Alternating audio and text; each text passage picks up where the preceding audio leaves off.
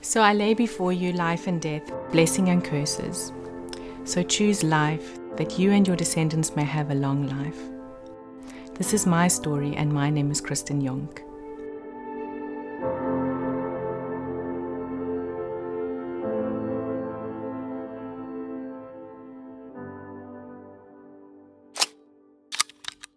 So let me start at the beginning. When I was 13 years old, we were at school and we were busy studying for the exams, and an evangelist came along and he said, who wanted to come listen and hear more about the good news of Jesus?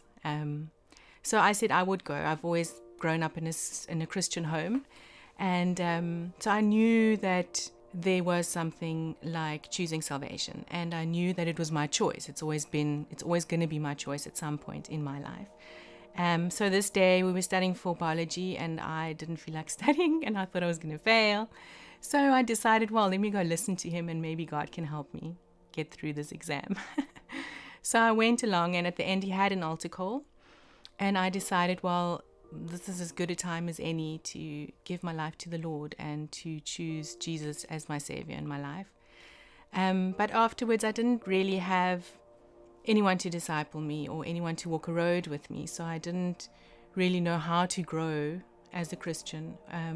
So I went through high school partying a lot, enjoying clubs, drinking, all those things that high school kids do. I didn't enjoy being a teenager. I hated not knowing who I was, and I hated the pressure of trying to find out what I must be when I grow up and what I must go study. So that really, I really struggled with that one. When I was about 17, we lived in Cape Town at that time, and we joined a church which had a lot of young Bible students. At that point, I made a recommitment, and I started understanding what it meant to have a life serving Jesus and becoming a Christian and just growing spiritually.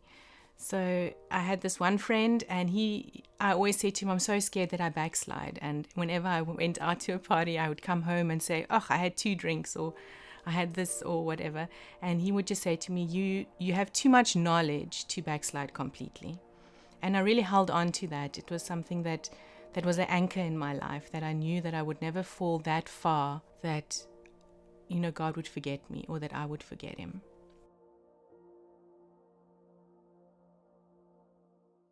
But after school, I had a real struggle. I started studying. It just wasn't what I was supposed to do.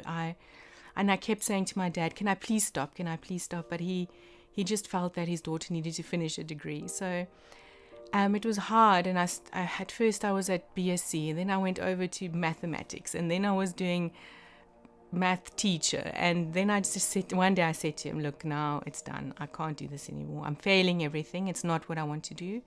But that struggle of finding my identity and finding out who I was as a person was quite strong.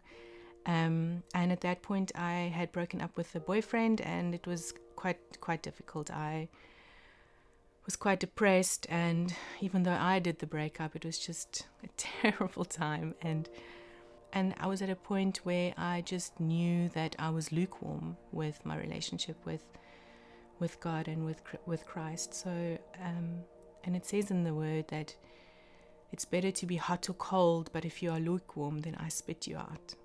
And I knew I was at a point where I needed to make a decision, and where it was my last decision. So one night I was just lying in bed, and I just started weeping before the Lord and saying, I choose life.